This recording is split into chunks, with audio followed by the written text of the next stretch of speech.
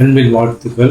இந்த கால வேளையில் உங்களை யாவரை சந்திப்பதில் மிக்க மகிழ்ச்சி அடைகிறேன். கர்த்தர் இந்த நாளில் நம்மோடு கூட பகிர்ந்து கொள்கிற வார்த்தையானது சாலமன் ராஜா அவர்கள் எழுதின புத்தகத்திலிருந்து நீதிமொழி புத்தகம் 10ஆம் அதிகாரம் 22ஆம் வசனம் இப்படியாய் சொல்லுகிறது.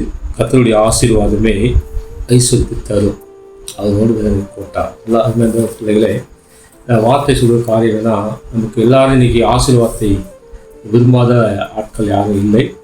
ஆசீர்வாதத்தை விரும்புகிறவர்கள். ஆனால் அந்த ஆசீர்வாதம் தேவன் கொடுப்பதாக இருக்க வேண்டும். நம்ம சுயமாக தேடி இருக்கும்போது அது அநேக காரியங்கள், தடைகள், போராட்டங்கள் காணப்படும். நம்ம என்ன சொல்கிறது, அவருடைய கர்த்தருடைய ஆசீர்வாதமே ஐஸ்வர்யத்தை தரும். அப்போ தேவன் கொடுத்தாருன்னு சொன்னால் அந்த ஐஸ்வர்யம் நிலையாக இருக்கும். அந்த ஆசீர்வாதமும் அந்த ஐஸ்வர்யம் நிலையாக இருக்கும். நம்ம வேதத்தில் பார்க்குறோம்.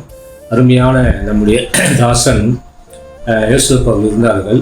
யோசேப்பு விற்கப்பட்டு அடிமையாக விற்கப்படுற கர்த்தர் அவரோடு கூட இருந்தபடினால கர்த்தர் அந்த வசனம் அழகாய் சொல்லுது.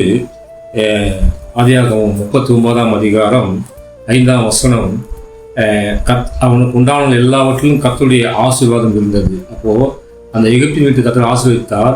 வீட்டிலும் வெளியிலும் அவனுக்கு உண்டான எல்லாவற்றிலும் கர்த்தருடைய ஆசீர்வாதம் இருந்தது. அதுதான் இங்கே நீதிமன்றம் சொல்கிறாரு, கர்த்தருடைய ஆசீர்வாதமே ஐஸ்வர்யத்தை தரும்.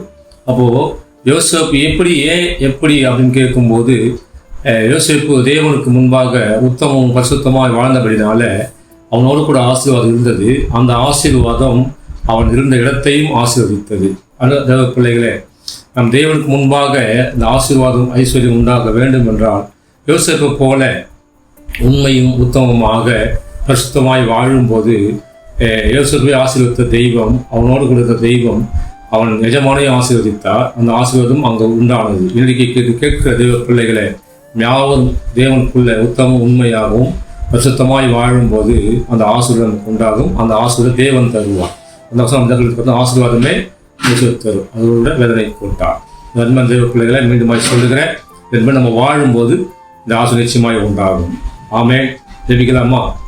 பரலோக தந்தையே, குமாரனாகிய இயேசுவின் நாமத்தினால இந்த வார்த்தையை கேட்டு வாழ்கிற விசுவாசிக்கிற ஒவ்வொருக்கும் இந்த ஆசீர்வாதம் ஐஸ்வர்யம் உண்டாக வேண்டும் என்று ஜெபிக்கிறோம். ஆசீர்வதிப்பாராக. God bless you. இயேசுவின் நாமத்தில்.